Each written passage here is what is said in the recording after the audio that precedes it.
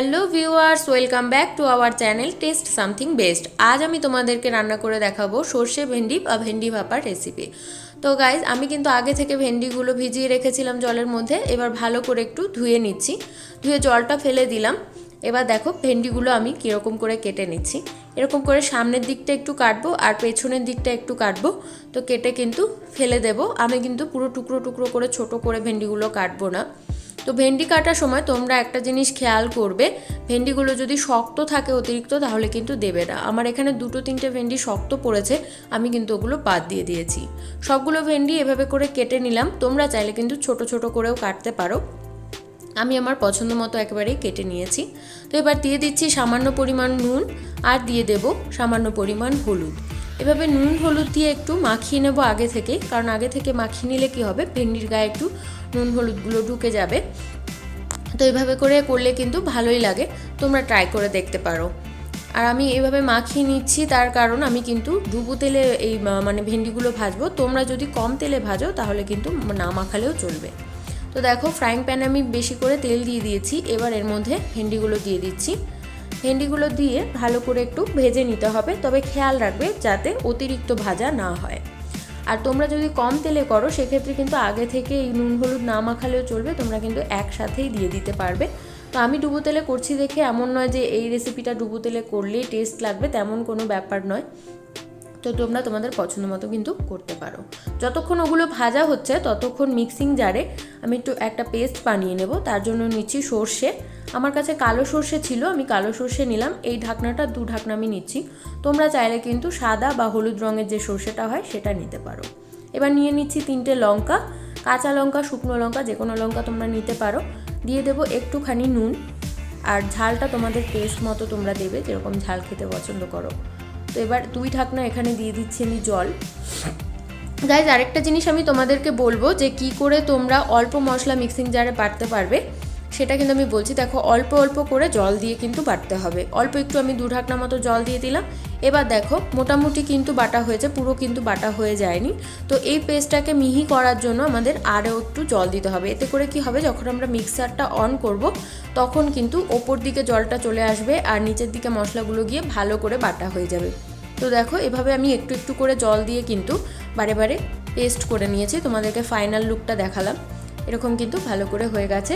এবার দেখো ভেন্ডির এখানে চলে এসেছি। ভেন্ডিগুলো কিন্তু মোটামুটি ভাজা হয়ে গেছে, এর থেকে বেশি ভাজলে কিন্তু ভালো লাগবে না। তো এরকম করে এবার একটু উল্টে পাল্টে নিয়ে আমরা এইগুলো তুলে নেব একটা প্লেটের মধ্যে। তো এরকম ভাজলেই কিন্তু ভেন্ডি ভাপার মধ্যে সর্ষে ভাপার যে ভেন্ডিটা হয় সেটা কিন্তু ভালো লাগে। অতিরিক্ত ভাজাও ভালো লাগে না, আবার একদম কম ভাজলে কিন্তু সেদ্ধ সেদ্ধ লাগবে খেতে। তো সেই দিকে খেয়াল রেখে তোমরা কিন্তু ভাজবে। আর আমি এখন অন্য একটা ফ্রাইং প্যানে করব, তাই জন্য এগুলো তুলে নিলাম।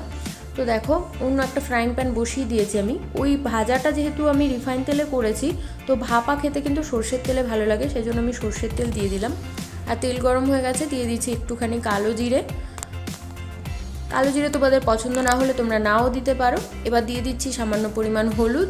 হলুদটা দিয়ে সাথে সাথে কিন্তু জল দিয়ে দিতে হবে যাতে হলুদ পুড়ে না যায়। তো গাইজ, যেহেতু ডাইরেক্ট ফ্রাইং প্যানে আজকে আমি এই সর্ষে ভাপাটা করছি, সেই জন্য কিন্তু আমি এরকমভাবে একটু জল দিয়ে দিলাম। তোমরা চাইলে কিন্তু ইলিশ মাছ যেভাবে ভাপা করে বা অন্যান্য মাছ যেভাবে ভাপা করে, কেউ টিফিন বক্সে দিয়ে করে, কেউ ভাতের সাথে করে, তো তোমরা যদি সেভাবে পছন্দ করো তোমরা কিন্তু করতে পারো, কোনো প্রবলেম নেই।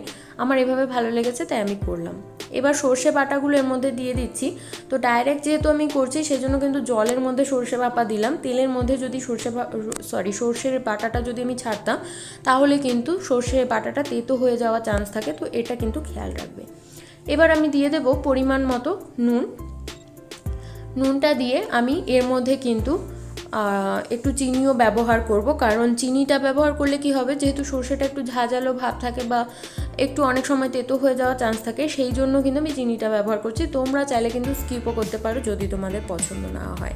তো এভাবে একটুখানি ফুটিয়ে নিয়ে হাই ফ্লেমে তারপরে কিন্তু আমরা 2 মিনিটের জন্য ঢাকা দিয়ে দেব। দেখো আমি ঢাকা দিয়ে দিলাম। তো এরকম 2-3 মিনিট করলে কিন্তু হয়ে যাবে। দেখো আমি মিডিয়াম ফ্লেম করে দিচ্ছি। তো 2 মিনিট হয়ে গেছে। এবার আমি তোমাদেরকে ঢাকা খুলে দেখাচ্ছি। আমি চেক করে নেব ভেন্ডিগুলো যে সেদ্ধ হলো কিনা। আশা করি সেদ্ধ হয়ে গেছে, কারণ অলরেডি কিন্তু ভেন্ডিগুলো ভাজাই ছিল, তো সেদ্ধ হতে বেশিক্ষণ লাগার কথা নয়। এবার হাই ফ্লেম করে দিলাম। এভাবে কিন্তু আরও 2 মিনিট মতো আমি ভালো করে ঝোলটা আমি একটু শুকনো শুকনো রাখবো। তোমরা চাইলে কিন্তু পাতলাও রাখতে পারো, তোমাদের যেরকম পছন্দ। দেখো ভেন্ডি কিন্তু সেদ্ধ হয়ে গেছে আমাদের। তো গাইজ কেমন লাগলো আমাদের ভিডিওটা? যদি ভালো লাগে অবশ্যই লাইক, কমেন্ট আর শেয়ার করতে ভুলবে না। আর এখনও যদি আমাদের চ্যানেলটাকে সাবস্ক্রাইব করে না থাকো তাহলে চ্যানেলটাকে সাবস্ক্রাইব করে দাও, পাশে থাকা বেল আইকনে ক্লিক করে দাও। তো দেখো গাইজ আমি গরম থাকতে থাকতে রান্নাটার মধ্যে একটু সরষের তেল দিয়ে দিলাম, এতে করে কিন্তু আরও টেস্টটা বাড়ে। তোমরা ট্রাই করে দেখতে পারো। গাইজ আজকের মতো বিদায় নিচ্ছি এখানেই। তোমরা সবাই ভালো থাকো, সুস্থ থাকো, এভাবে আমাদের সঙ্গে থাকো। Bye bye viewers.